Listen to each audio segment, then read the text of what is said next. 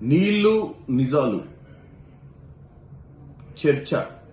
ముఖ్యమంత్రి రేవంత్ రెడ్డి గారు, నీటిపారుదల శాఖ మంత్రి ఉత్తమ్ కుమార్ రెడ్డి గారు అటు అసెంబ్లీలో ఇటు ప్రజాభవన్లో కృష్ణా గోదావరి జలాలపై ప్రాజెక్టులు కేవలం కమిషన్ల కోసమే కట్టాలని ఆలోచన, నీళ్లు నిధులు నియామకాల నినాదాన్ని తుంగలోకి తొక్కినటువంటి విధానాన్ని ప్రజల ముందు తీసుకొచ్చి ప్రజలను చైతన్యవంతులు చేయడాన్ని ఇద్దరు బావాబామర్దులు హరీష్ రావు, కేటీఆర్ దొంగలు దొరికిన తర్వాత ఏదో విధంగా ప్రజల్ని తప్పుదోవ పట్టియాలని చెప్పి రేవంత్ రెడ్డి గారు కేసీఆర్ చావు కోరుకుంటున్నారని పదే పదే ఉరి తీయాలంటుండని చెప్పి ఒక విధంగా మాట్లాడుతూ తెలంగాణ ప్రజల మనసులో మళ్లీ రేవంత్ రెడ్డి గారి మీద విష ప్రచారం చేసే ప్రయత్నం చేస్తున్నారు.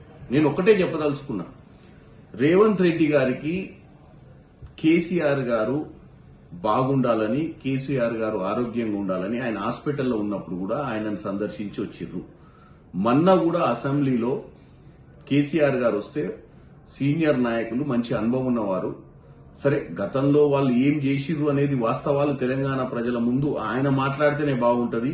ఆ చిల్లర వల్లర పక్కన ఉన్నటువంటి బబుల్ స్టార్లు, పక్కన ఉన్నటువంటి ఇంకో స్టార్ మాట్లాడితే అర్థం కాదు. కాబట్టి ఆయన వాస్తవాలు తెలియజేస్తే నిజంగానే నీళ్లు నిజాల మీద ప్రజలకు ఒక అవగాహన వస్తుంది. ఏం చేద్దామని కాళేశ్వరం గడదామనుకుర్రు, ఎందుకు పాలమూరు రంగారెడ్డి ప్రాజెక్ట్ ని జూరాల నుంచి శ్రీశైలం తీసుకుపోవాల్సి వచ్చిందన్న విషయాలు చర్చకు తీసుకురావాలన్న ఉద్దేశంతో ఆయనను ఆహ్వానించినటువంటి ముఖ్యమంత్రి ఈ రోజు ఈ స్థాయిలో ఒక రాష్ట్రానికి ముఖ్యమంత్రి అయిందంటేనే కేసీఆర్ గారు ఆ రోజు అధికారంలో 10 సంవత్సరాలు ఉండి రావణ రాజ్యం లెక్క నీళ్లు నిధుల నియామకాల మీద పోరాటం చేసి బలిదానాల మీద వచ్చిన తెలంగాణను 10 సంవత్సరాలు రావణ రాజ్యం చేసిరని, రామరాజ్యం కోసం, ప్రజాపాలన కోసం ఈ రోజు రేవంత్ రెడ్డి గారిని అధికారంలోకి తీసుకొచ్చారు. అంటే కేసీఆర్ దౌర్భాగ్య పాలన చేయకపోయింటే రేవంత్ రెడ్డి గారికి అవకాశమే వచ్చేది కాదు, కేసీఆరే ముఖ్యమంత్రి ఉండేవాడు. అంటే కేసీఆర్ వల్లనే రేవంత్ రెడ్డి గారికి ప్రజలు ఈ అవకాశం ఇచ్చిర్రు. అటువంటి కేసీఆర్ ని రేవంత్ రెడ్డి గారు ఎందుకు ఆయన చావాలనో, ఆయనకు చెడు జరగాలని కోరుకుంటారు?